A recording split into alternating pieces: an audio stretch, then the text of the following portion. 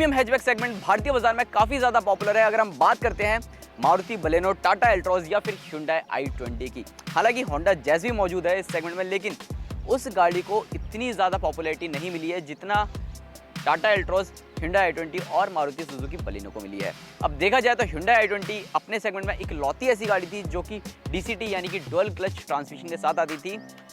टाटा एल्ट्रॉज में अभी तक कोई भी ऑटोमेटिक ट्रांसमिशन मौजूद नहीं था और मारुति बलेनो हाल ही में इसका नया अवतार लॉन्च किया गया है जिसमें कंपनी ने AGS यानी कि ऑटो गियर शिफ्ट ट्रांसमिशन शामिल किया है, जो कि एक AMT का ही लेटेस्ट वर्जन है। अब DCT ट्रांसमिशन CVT से ऊपर होता है, इसमें डुअल क्लच काम करते हैं और ये ट्रांसमिशन अभी तक Hyundai i20 के पास था और अब टाटा एल्ट्रॉज के पास भी मौजूद है। तो अब कड़ी टक्कर देखा जाए ना Hyundai i20 और टाटा एल्ट्रॉज की होगी। तो बात कर लेते हैं कंपनी ने नई टाटा एल्ट्रॉज DCA में क्या कुछ खास दिया है।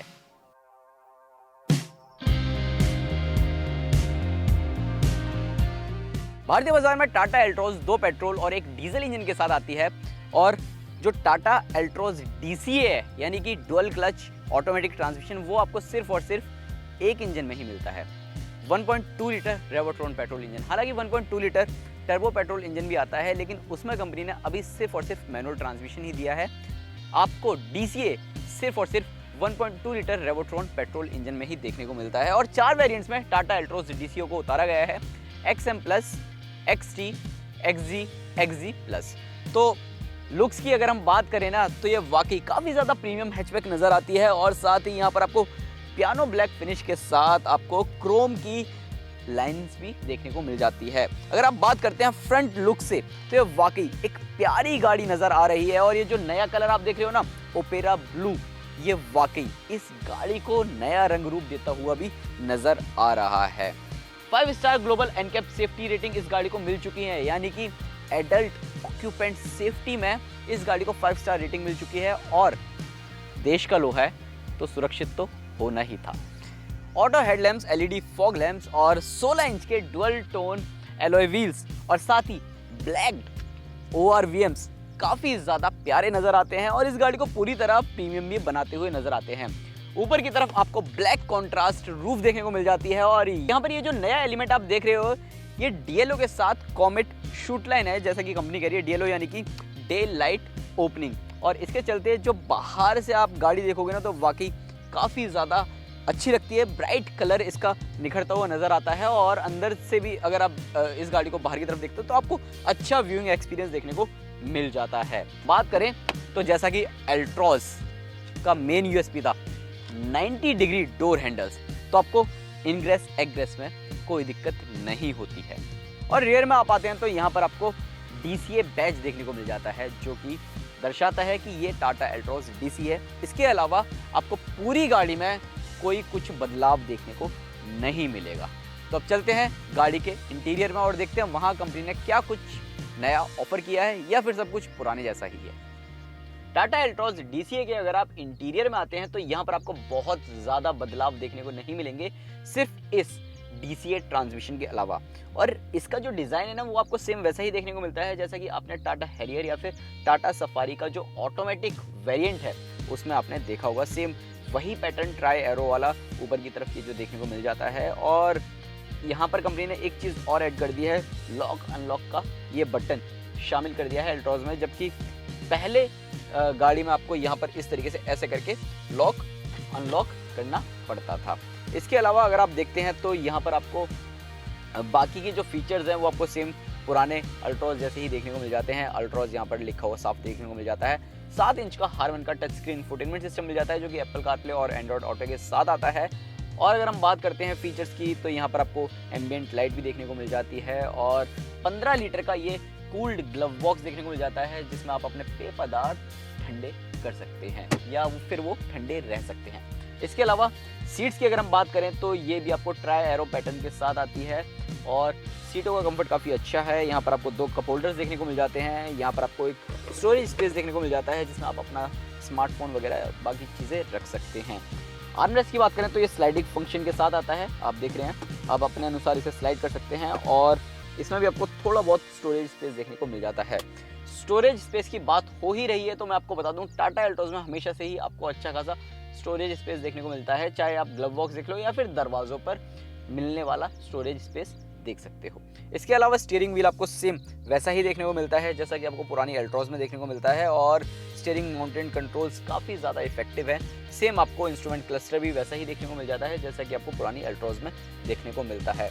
हाफ पार्ट डिजिटल और हाफ पार्ट एनालॉग। इसके अलावा ड्राइवर सीट आपको हाइट एडजस्टेबल सीट देखने को मिल जाती है, जो कि काफ़ी ज़्यादा बढ़िया है, यानी कि अपनी हाइट के हिसाब से इसे एडजस्ट कर सकते हैं। तो अब चलते हैं रियर सीट पर और वहाँ के कंफर्ट की भी थोड़ी बहुत बात कर ही लेते हैं। एल्ट्रॉज DCA के अगर हम रियर सीट पर आते हैं तो यहाँ पर आपको कुछ भी बदलाव देखने को नहीं मिलता है। सेम वैसा ही कंफर्ट, सेम वैसा ही स्पेस आपको देखने को मिल जाता है जैसा कि आपको स्टैंडर्ड एल्ट्रॉज में देखने को मिलता है। आपको रियर में AC वेंट्स देखने को मिल जाते हैं, और साथ ही सीटों की अगर हम बात करते हैं तो यहाँ पर आपको आर्मरेस्ट मिल जाता है, लेकिन कोई भी कप होल्डर्स देखने को नहीं मिलता है। इसके अलावा सीट चौड़ी है, लंबी है, 3 लोग इजीली बैठ सकते हैं, लेकिन यहाँ पर अगर कोई व्यक्ति बैठेगा तो उसके लिए थोड़ा सा दिक्कत हो सकता है अंडरनीथ थाई सपोर्ट में, और हेडरूम की कोई दिक्कत नहीं होती है। लेग रूम काफ़ी अच्छा खासा आपको मिल ही जाता है। 2 एडजस्टेबल हेडरेस्ट मिल जाते हैं। बीच वाले पैसेंजर्स के लिए कोई भी एडजस्टेबल हेडरेस्ट नहीं है, और ना ही यहाँ पर आपको 3 पॉइंट सीट बेल्ट मिलती है, सिर्फ इस लेग बेल्ट के अलावा। फीचर्स की बात करें तो इसमें आपको 8 स्पीकर्स देखने को मिल जाते हैं अगर आप टॉप वेरिएंट की तरफ जाते हैं, और उनका साउंड सिस्टम बहुत ही बेहतरीन है। तो अब ड्राइवर सीट पर जाते हैं और गाड़ी को चलाते हैं और देखते हैं कि टाटा एल्ट्रॉज DCA चलाने के दौरान आपको कैसा फील कराता है।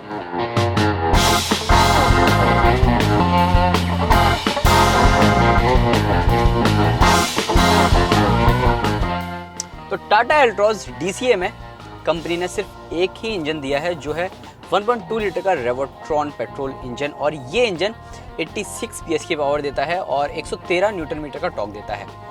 हालांकि कंपनी के पास जो दूसरा 1.2 लीटर का टर्बो पेट्रोल इंजन है ना, उसकी पावर आपको ज़्यादा देखने को मिल जाती है, 110 PS और साथ ही 140 न्यूटन मीटर टॉर्क देखने को मिल जाता है।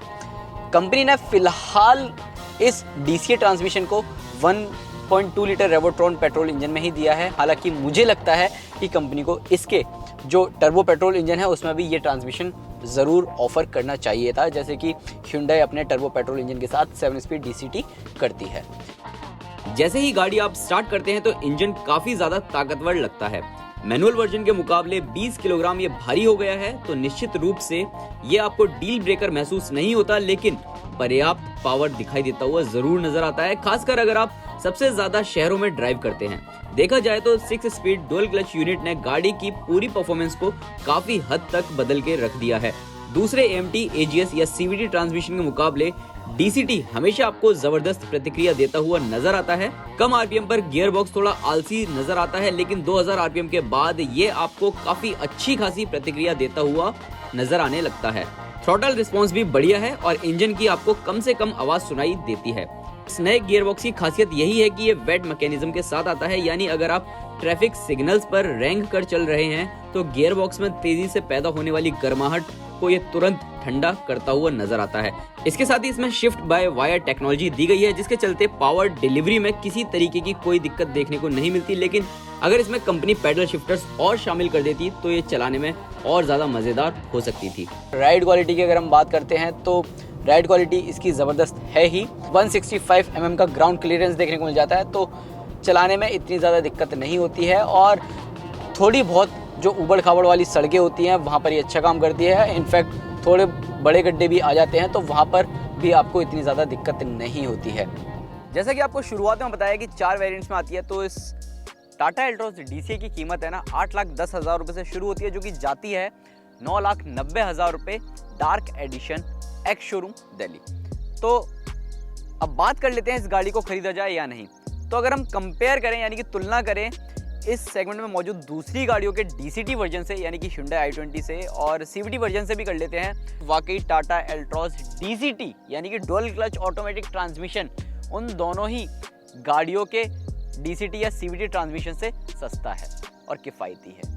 इस गाड़ी को चलाने का ना अपना अलग ही मज़ा है। जैसे ही आप सड़कों पर निकलोगे ना DCT ट्रांसमिशन एल्ट्रॉज के साथ, तो वाकई आपको हैजल फ्री ड्राइविंग का अनुभव तो देती ही है, और ट्रैफिक में आपको ये काफ़ी ज़्यादा बढ़िया नज़र आती है। कहीं पर भी झटके जैसा फील नहीं होता है, चाहे आप इनिशियल आरपीएम से हाई आरपीएम पर भले ही क्यों ना ले जाए। इतना ही नहीं, मारुति बलेनो और टोयोटा ग्लांजा से इस गाड़ी की तुलना करें तो उनके एजीएस वेरिएंट के मुकाबले इस गाड़ी की कीमत थोड़ी सी ज़्यादा देखने को मिलती है। हालांकि उन गाड़ियों में आपको कुछ अतिरिक्त फीचर्स देखने को मिल जाते हैं, जैसे 360 डिग्री पार्किंग कैमरा और एक हेड अप डिस्प्ले यूनिट। तो दोस्तों, आपको वीडियो कैसा लगा कमेंट सेक्शन में ज़रूर बताएं और साथ ही अपने उन दोस्तों को भी ये वीडियो ज़रूर शेयर करें जो कि टाटा एल्ट्रॉज DCA का एक डिटेल्ड रिव्यू चाहते हैं।